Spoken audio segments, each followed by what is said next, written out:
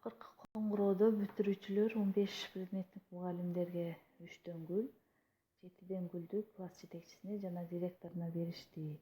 Бир роза гүлүн 25 сомдон сатып алышта канча акча сарпташты? Маселени чыгарууда биринчи биз жакшылап түшүнүшүбүз керек. 15 предметтик мугалимдерге 3 гүлдү жана 7 гүлдү класс жетекчисине жана директоруна беришти деген сөздүн жазабыз. Демек 15 предметтик мугалимдерге 3 гүл, ал эми 2 мугалимге, директору жана класс жетекчисине 7 гүл. Демек аларды суммалайбыз.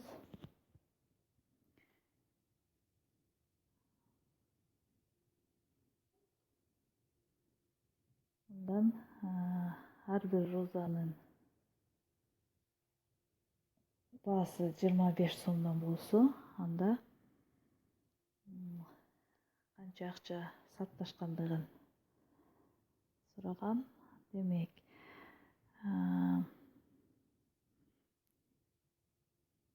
15-ти 3-кө көбөйтсөк 45,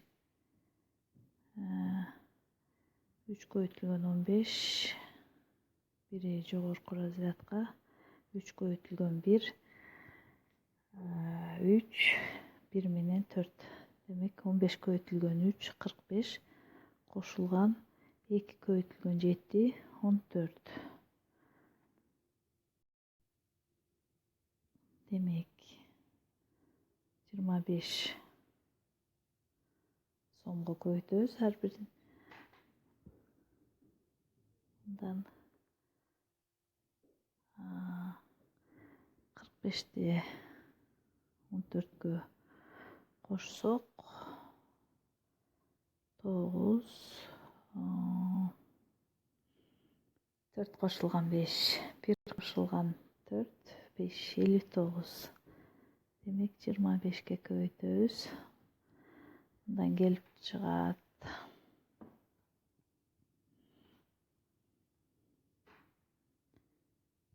'ыңгайлуу жана бат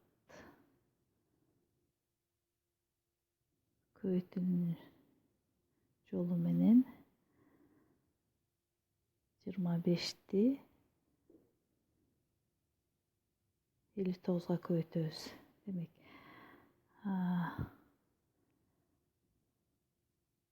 20-ны 50-гө көбөйтсөк 1000, 20-ны 9-га көбөйтсөк 18, 1180, 5-ти 50-гө көбөйтсөк 250 жана 5-ти 9-га көбөйтсөк 45. Демек бул келип чыккан сандарды биз кошуп коебуз.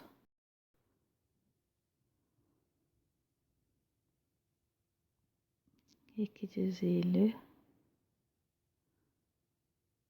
180, разрядын тушу менен жазабыз, биз билгендей.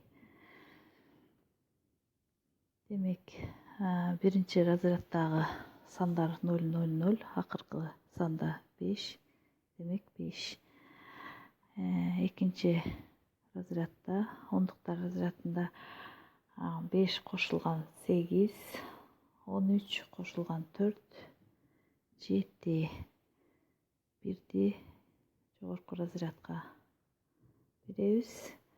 Демек кийинки жүздүктөр разрядында 2 кошулган 1, кичине разряддан алган 1 менен 4. Ал эми миңдиктер разрядында 1. Демек биз көбөйтсөк